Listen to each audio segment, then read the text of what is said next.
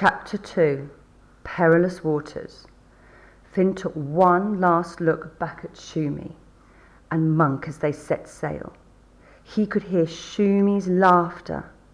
Monk had made the right decision. They rowed swiftly upriver and out into the open sea.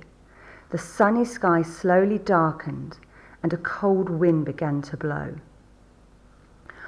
"I think a storm is coming," yelled Izzy. Waves began to crash against the side of the tiny coracle.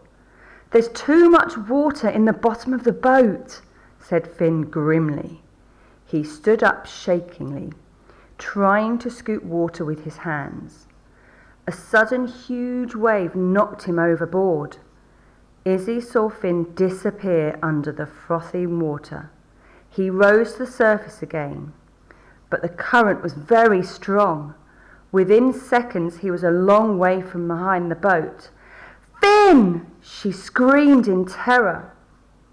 The boat was now crashing through a series of sharp rocks. Kit grabbed his rope.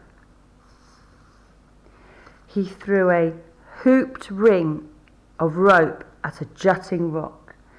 It caught and held firm. "Help me pull on it, Iz!" yelled Kit. "We need to get closer to Finn." Finn could see Izzy and Kit tugging frantically on the rope to pull the boat closer to him. He tried to swim in their direction. This time, Kit unhooked the rope from the rocks. He threw it towards Finn. Finn saw the rope snaking through the sky above him, but he couldn't swim close enough to catch it.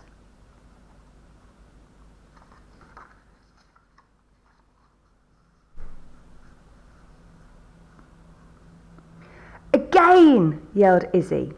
She yanked the rope out of the water and hurled it out again. Finn just managed to catch it. He hung onto it with all of his might as Kit rowed the coracle closer to him. Kit and Izzy were just able to drag Finn's battered body back into the boat. He was safe. The storm was at last dying down when a dark shadow loomed over them. Izzy looked up fearfully. She grinned. It was good news for once. Their tiny boat was sailing right between the legs of the almighty statue of Yaneth.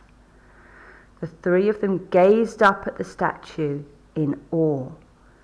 It was much more detailed than they had first thought. The statue was formed of metal plates, secured with small screws. It had been badly damaged by the wild winds sweeping in from the sea. In some places, the panels had come loose or fallen away. "He's still incredible," breathed Izzy. Their little boat sailed under the statue's massive legs and bobbed into the harbour. The city seemed intact, but completely abandoned. Izzy had a sudden jolt of memory as she looked at some of the buildings. "I have heard my father describe this place," she whispered nervously. "This town was taken over by evil spirits. It is said they were the ghostly foot soldiers of the dark sorcerer." She gave a sudden shudder, as if cold. "They feed on human fear."